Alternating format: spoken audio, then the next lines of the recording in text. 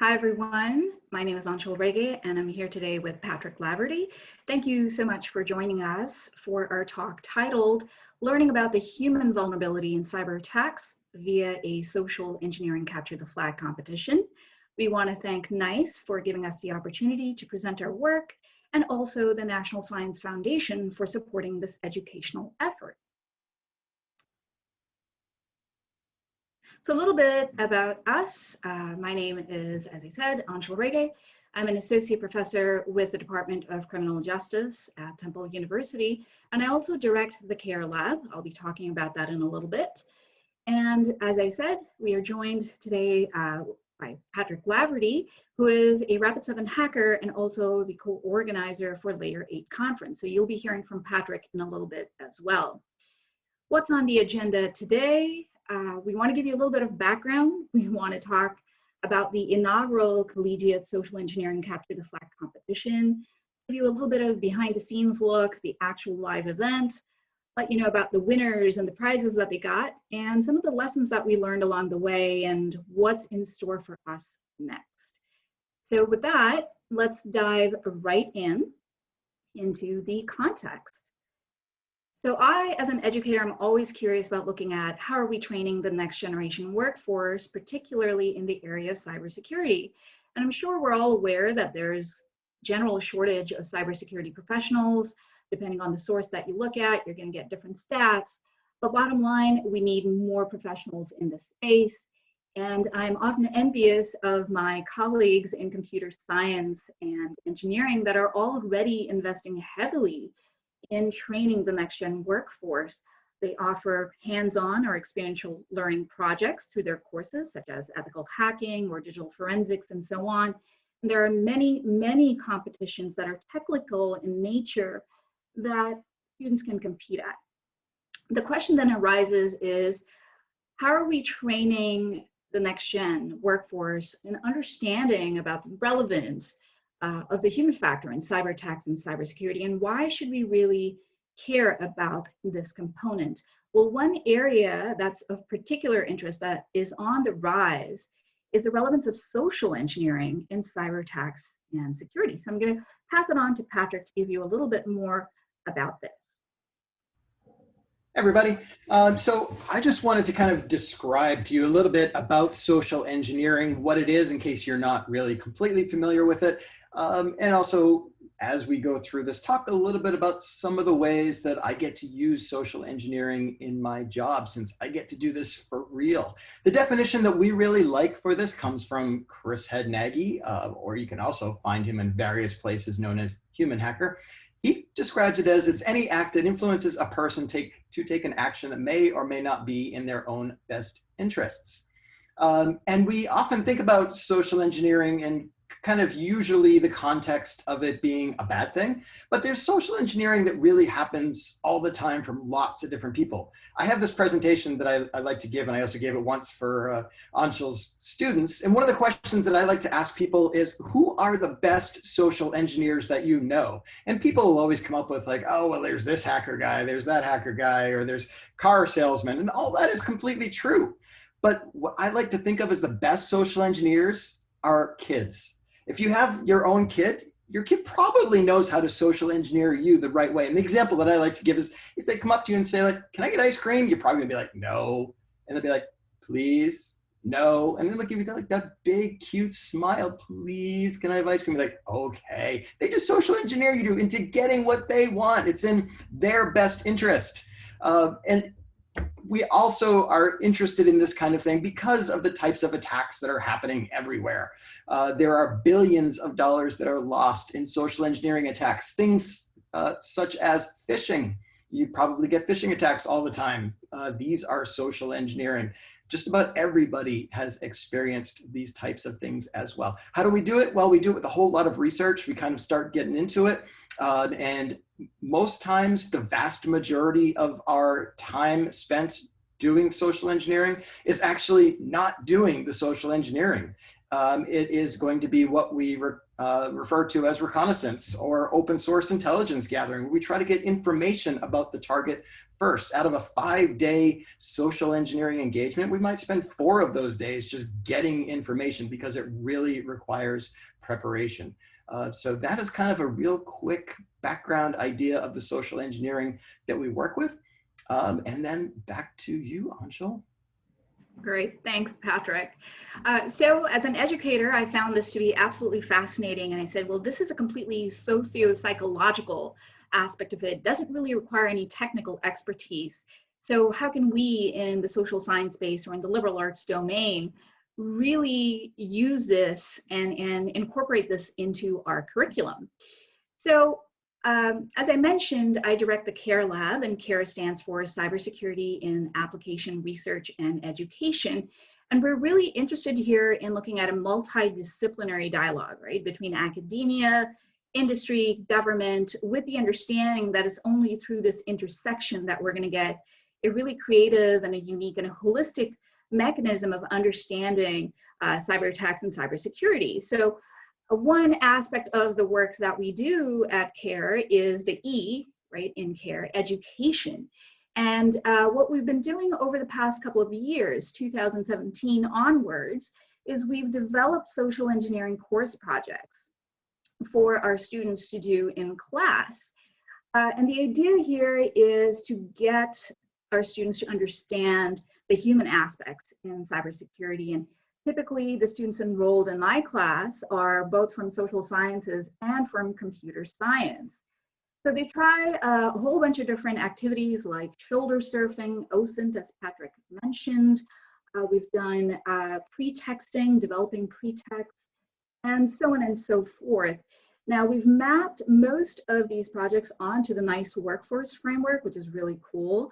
And we really do believe in the idea that the best defense is the best offense. So if you understand how a social engineer, how the cyber adversary might think, then you know how to best design a system or design the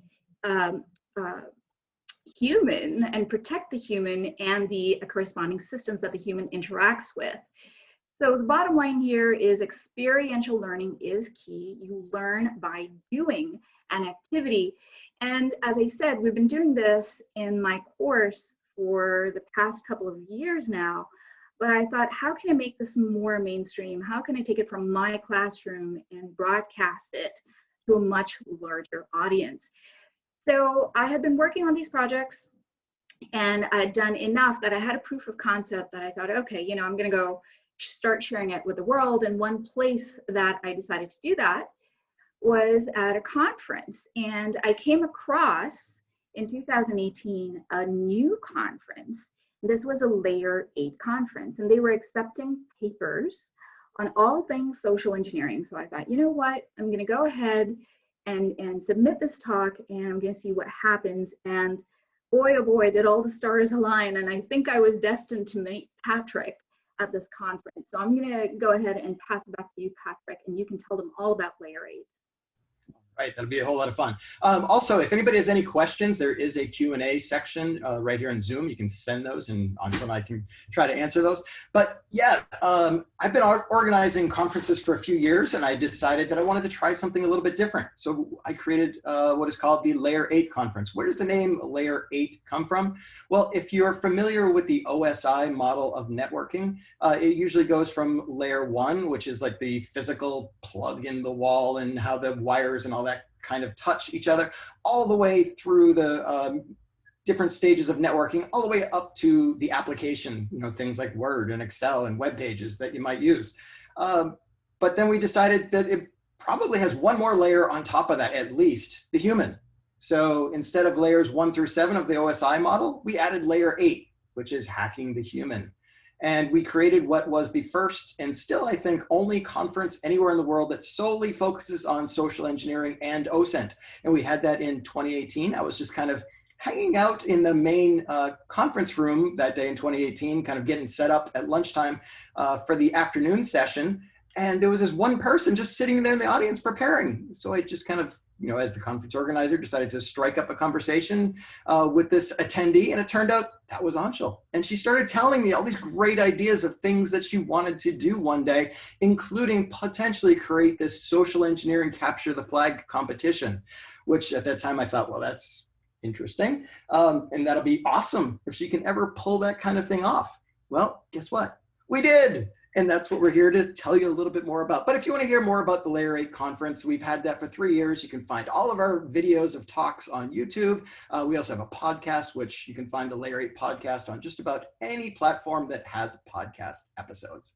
So let's continue on. What do we have next here?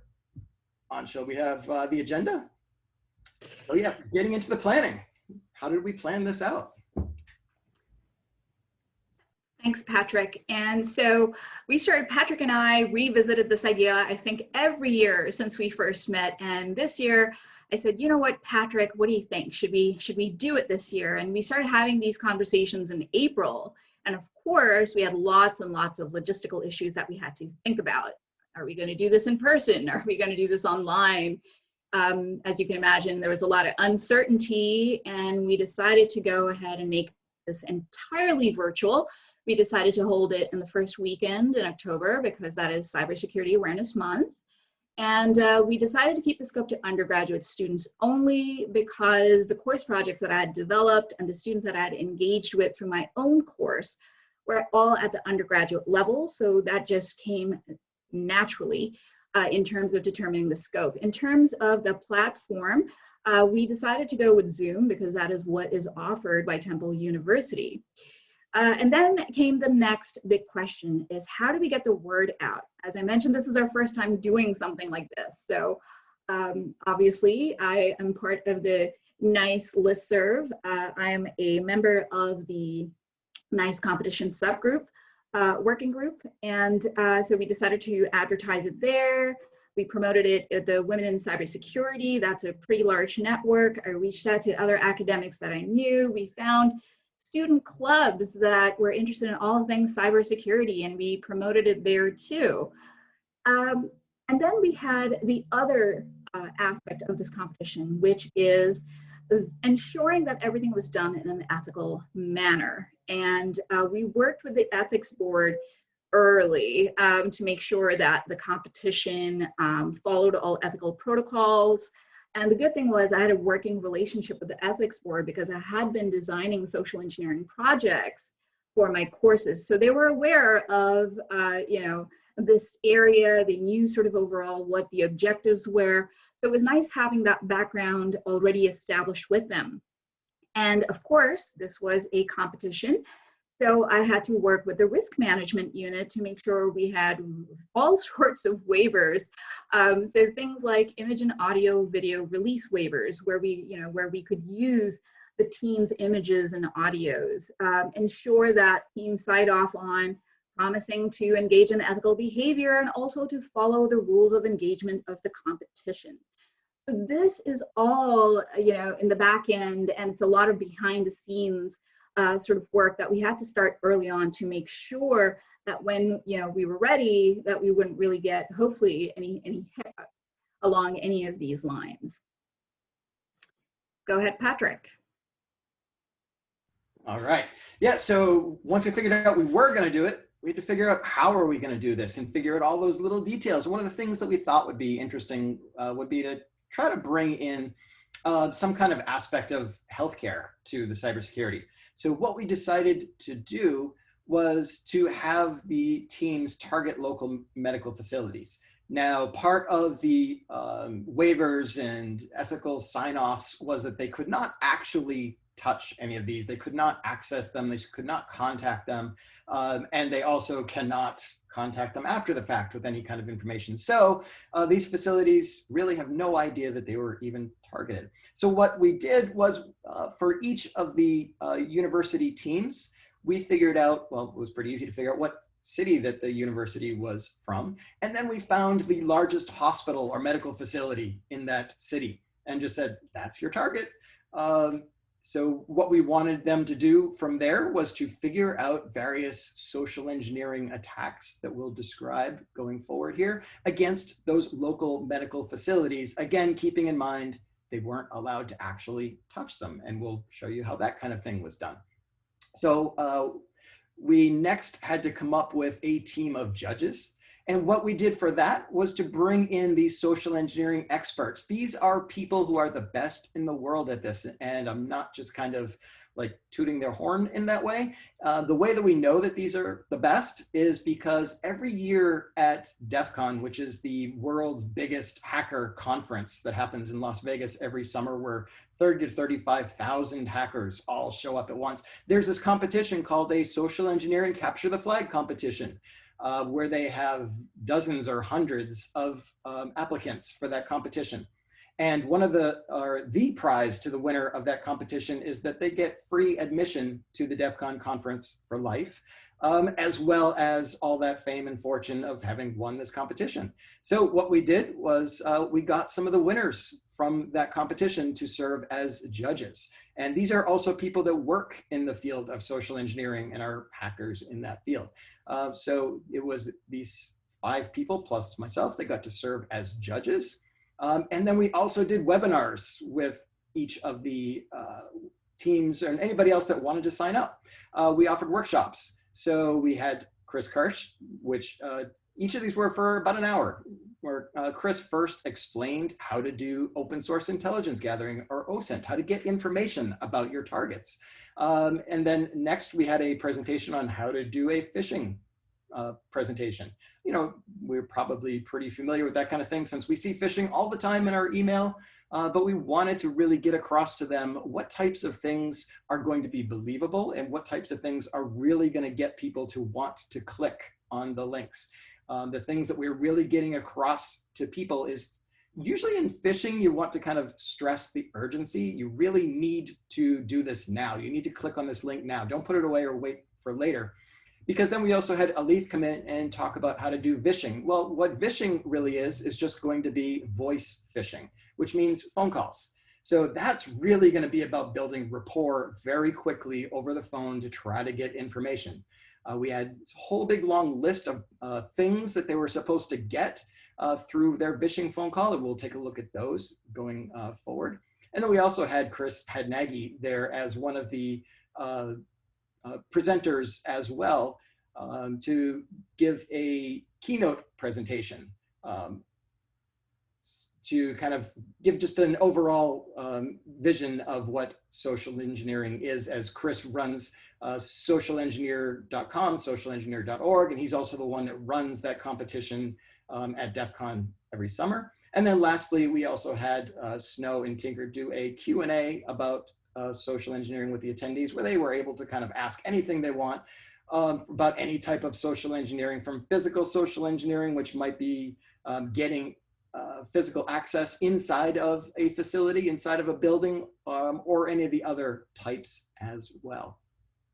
So yeah, next we had to choose our attendees. Since it was our first year, we had no idea how many applications we were going to get. We didn't know if we were even going to get any, but we got 25, which was really exciting. Being able to host this online probably really expanded who was able to attend, and that was probably best shown with at least one of the teams. She might not have been able to attend if it needed to be in person. And one of the things that we really noticed about all 25 applications was just the strength of each one. It really seemed as though any one of the 25 applications could have been accepted. They were all great students who would have definitely fit in. The hardest part was narrowing it down to our 6. We didn't really know exactly what the workload was going to be like for the right number of teams, and it just kind of worked out that 6 was about the right amount for us, which also happened to match up with the number of judges that we had. Some of the things that really stood out for us and what helped us to choose the teams was largely going to be the diversity of the team. Social engineering as a skill and as an art and as a talent really is going to require some kind of out-of-the-box thinking. So we really wanted to have teams that were diverse in terms of their background and their experience. We didn't want a team to all have the same experience, all have the same backgrounds, because they might just all kind of think the same way with that type of thing. So we had some teams that had zero computer experience. So this isn't even a computer hacking competition. You can almost even look at this as more of a psychology type of competition as well. So yeah, was there anything else really with that, Aunshul, that we focused on with those applications? No, I think you pretty much captured it. And we do have a question, Patrick, that I'm going to ask if you can address as I move on. So as Patrick said, we were very pleased that we had 25 applications that we received.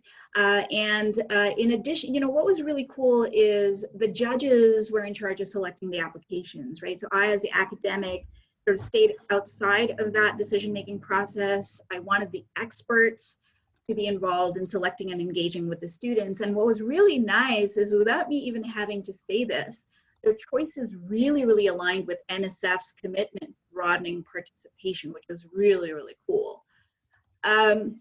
So and here they are, the 6 teams, and these are the schools that they are aligned with.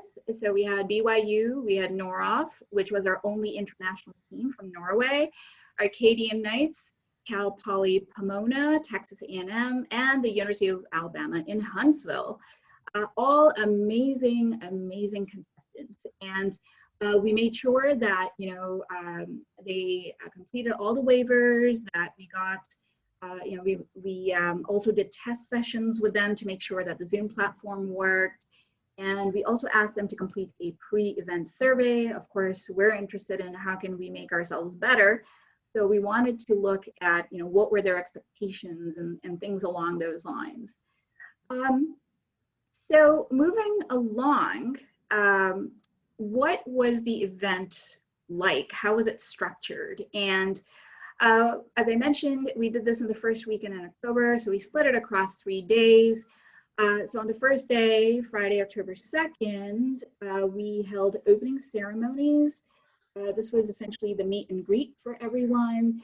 And then we started off with our first webinar, which is how to OSINT, which I talked about earlier. We wanted to make sure that students were aware of what OSINT is, because the idea was not all teams were experts or even familiar with this space. So we want to make sure we at least gave the foundation to everyone. And I should also note that these webinars were open to students and educators, even that were not involved in the actual competition component. So we kept it free for educators and students, so whoever wanted to attend could gain this knowledge.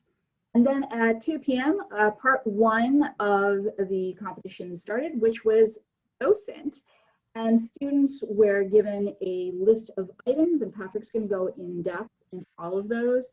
And whatever they found, they would have to then put it into a shared drive, which each team was given, along with all the materials and images and everything that they found out about their targets through OSINT.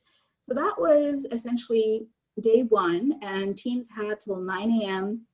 Eastern, this is all Eastern time, next day to get their deliverables in. Now, once they did their OSINT, they also had to, at that time, come up with a Vishing pretext, so which was one of the other flags of this competition, right? So it was OSINT, Vishing, and Phishing. So step 1 was to do the OSINT, use the OSINT to find out potential targets that you might want to Vish, and Patrick's going to talk a little bit more about that later. And so that the judges who are going to engage with the students later in part 2, which happened from 1 to 5, would know who to pose as and interact with when they were engaging with the teams. So once these deliverables were due at 9 in the morning, we decided to give the students a break, and we had the next 2 webinars, which students would find useful for the next components of the competition, which was the how to Phish and how to Vish. We were fortunate to have Chris Hadnagy as our keynote speaker that day, so he gave a talk. And then we started part 2 of the competition again. And this is when the vishing and the phishing emails were due and the vishing calls occurred. And then at 5 p.m., we had a hard stop to the competition, and teams were then on their own to go ahead and work on their formal PowerPoint presentations that they would have to give to the judges the next day. And that brings us to day 3, which was the last day of the competition.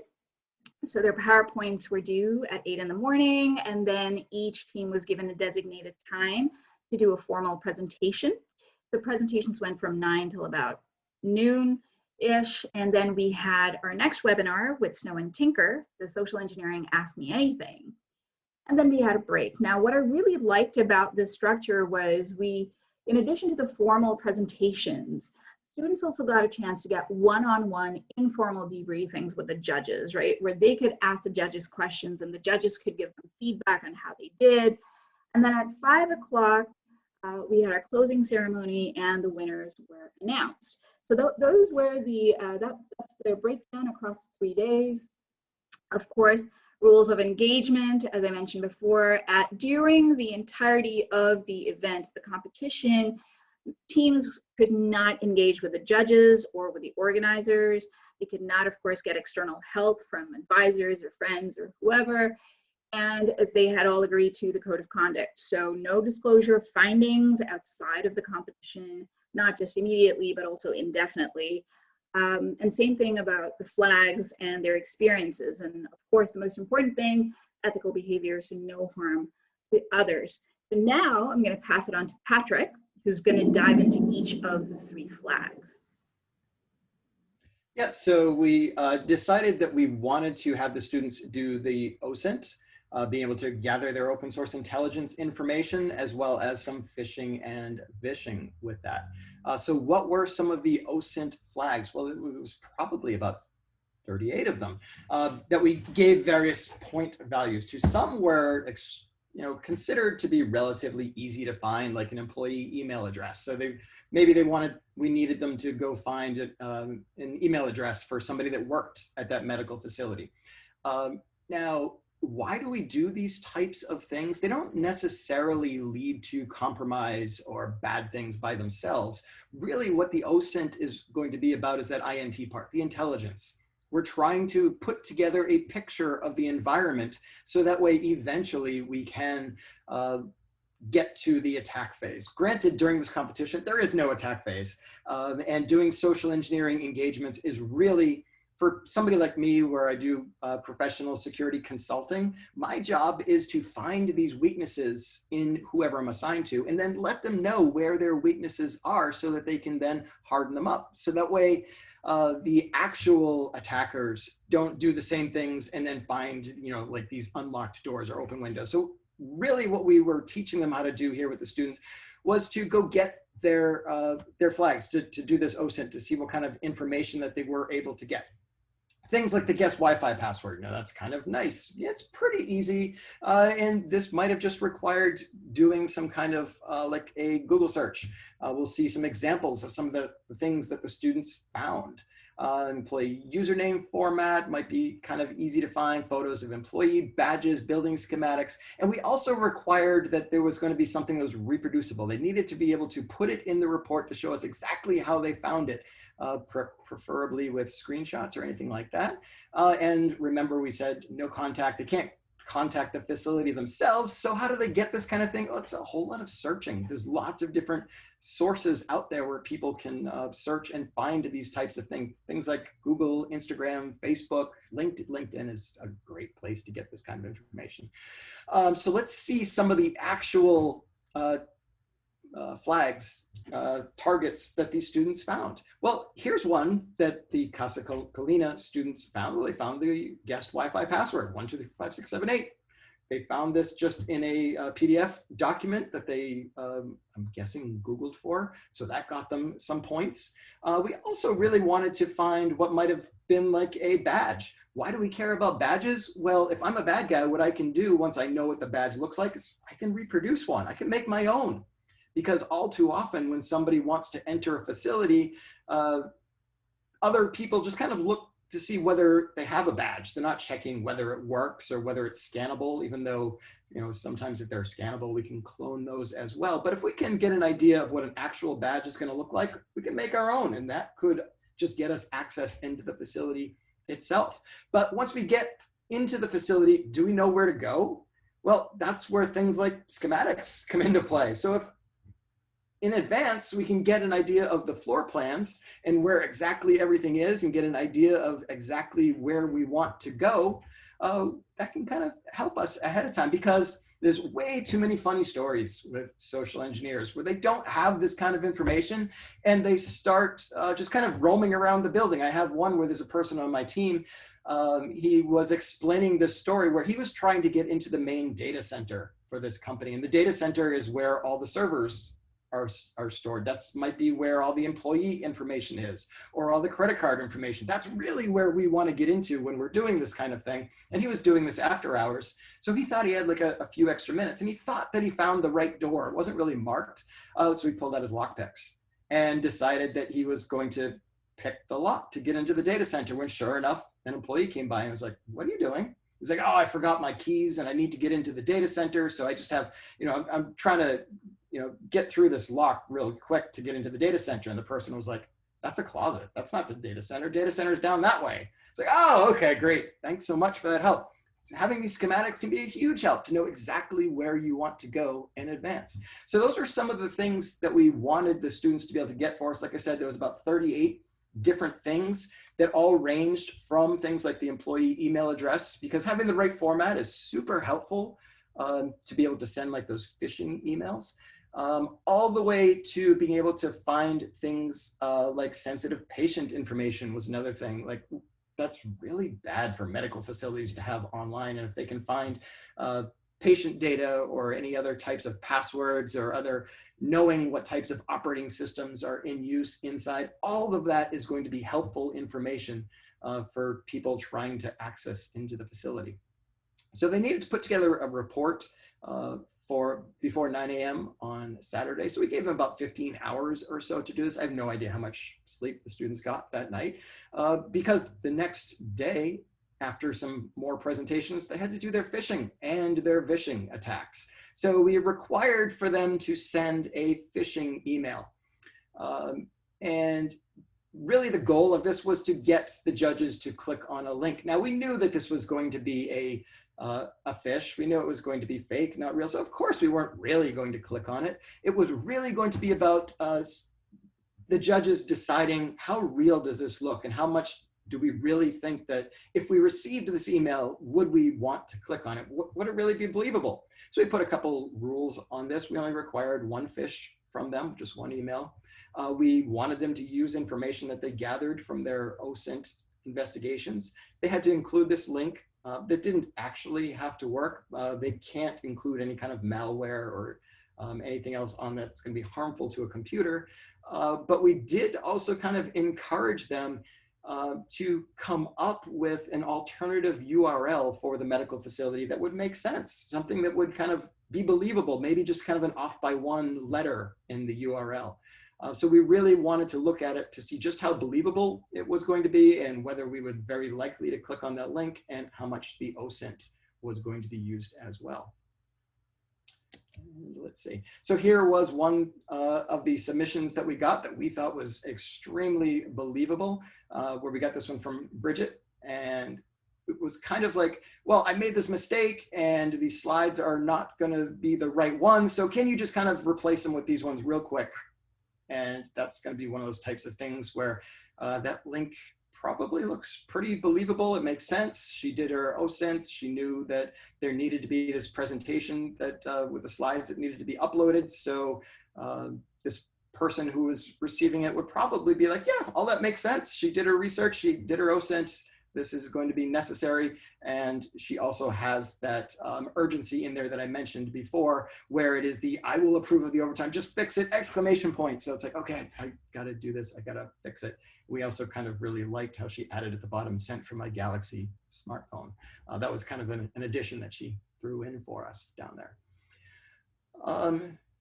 So let's see. Oh, and the Gotcha Girls did another similar one as well, where one of the things that people often want to click on is going to be things about policy and surveys that are going to be necessary. So they sent out this one that's going to be for the health check, and it was going to be a required submission.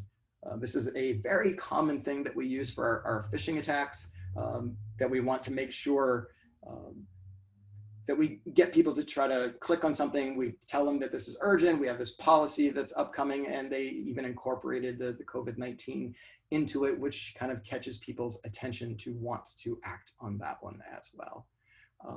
So those were a couple examples that we had of the phishing that we really liked. And then that also took us into the Vishing attacks, being able to do the phone calls. And this next one was a little bit scary from Bridget. She was our one-person team that competed from Norway. We allowed the teams to have up to 3 calls. And the reason that we do that is because we wanted to make it gradually more difficult for them.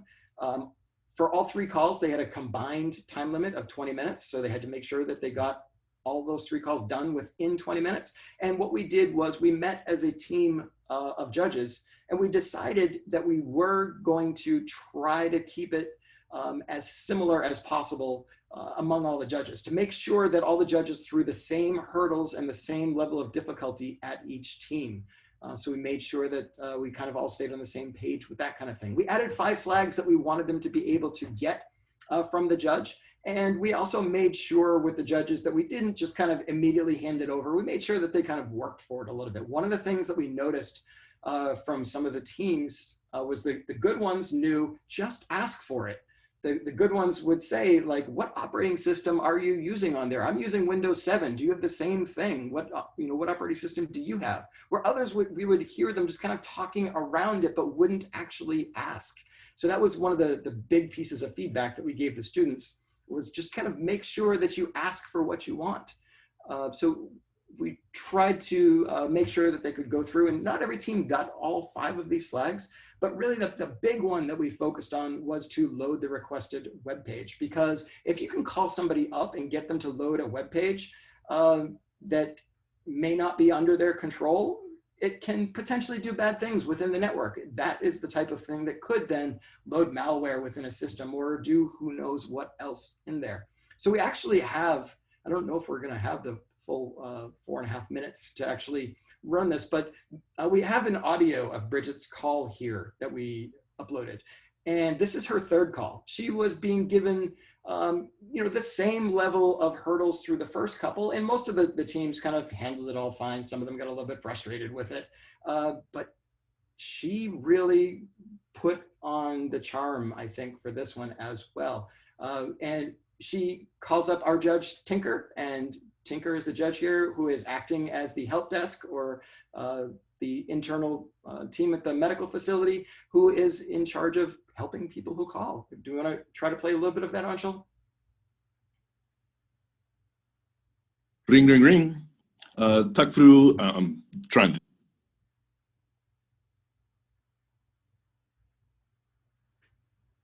to do this as best I can.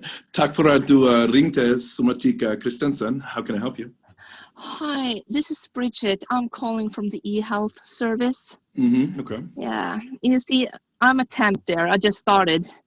And you see, this is really, really embarrassing. I cannot get the login page to work. And I have tried asking, and Evan is really, really pissed at me, my boss. And because I've been trying for so long to actually understand all the systems, and I don't dare talking to Psykisk Partner once again. Can you please help me check out if you get access to the web page, I don't have to ask any more stupid questions? I don't know that I have a lot of time to be able to help out in onboarding. What was your name again? It's Bridget. Bridget, and what do you do? What's your role? I am a temp at eHealth. I'm just doing grunt work, basically. I'm trying to do a lot of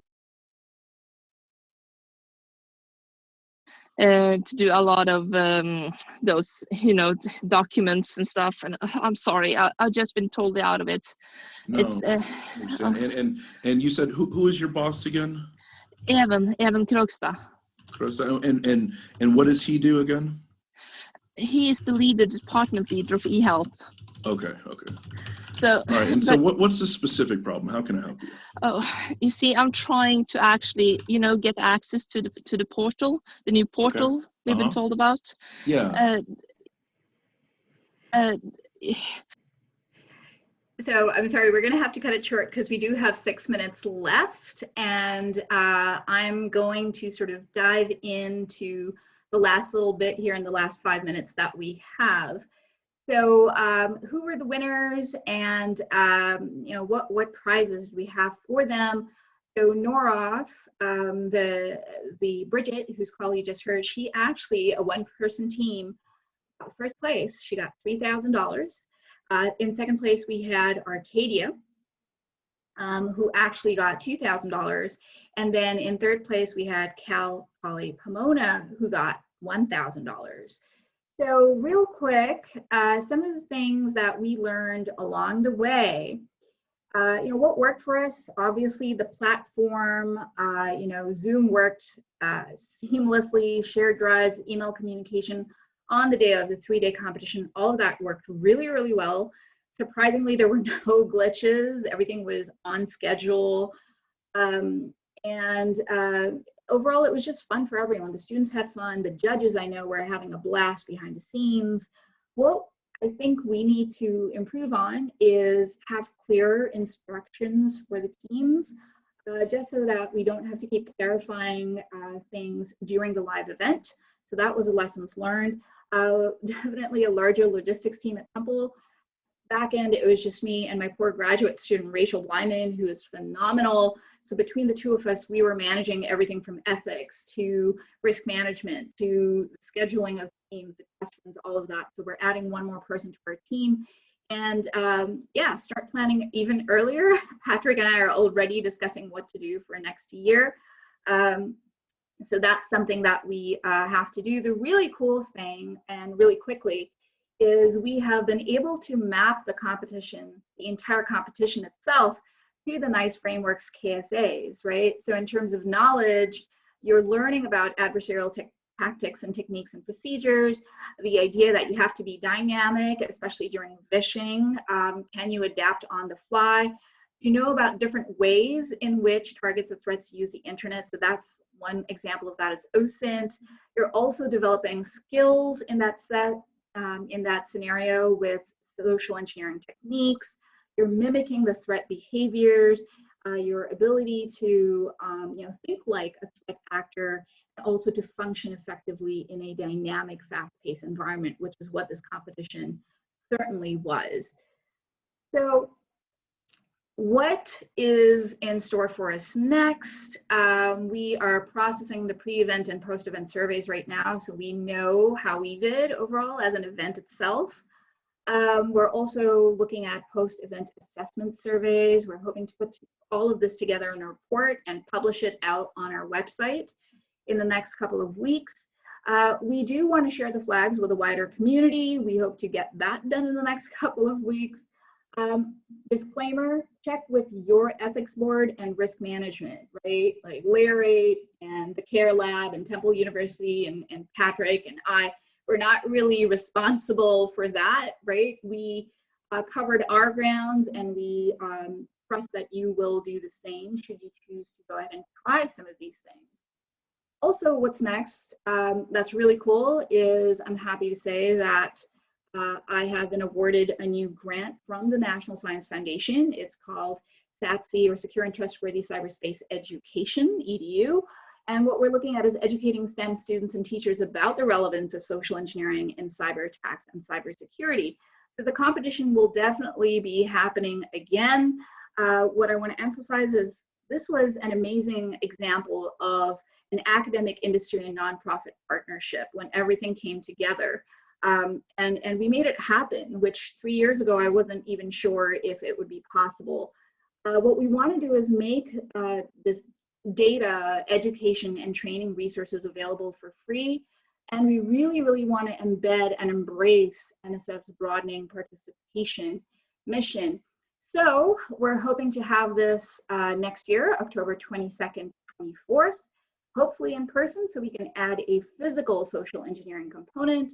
We're still deciding about the judges and the size and the scope, right? Do we still want undergrads or not? 6 teams most likely. You can get more information about that on the competition website and also on our Twitter account, which you can see here on your screen. And so with that, that's pretty much it. And thank you for coming out, and thank you, Patrick, for doing this with me. And I think we've addressed all the questions that are out there. Yeah, and also along that video that unfortunately we had to cut off, where it eventually went to was Bridget literally started crying. We had a hurdle that we put in place for each of the teams where right in the middle when they'd get going, we'd say, oh, we got to put you on hold. Hang on 1 second, just to kind of break their flow. But we could still hear what they were doing, which putting them on hold really just kind of meant waiting. And while that we were waiting, we could hear her just kind of, and then as soon as Tinker came back with her, she was in full tears. And if you're in the help desk in a support position and somebody is just crying about how her boss thinks that she's an idiot, and all she needs is for him just to test to see, does this link work for you? Because it doesn't work for me. Can you just click on this link? It was just amazing. And it was just, her acting ability with it was great. Yeah, and I also want to emphasize we are doing a podcast series with each of the winning teams. So the entire audio will be available through that as well.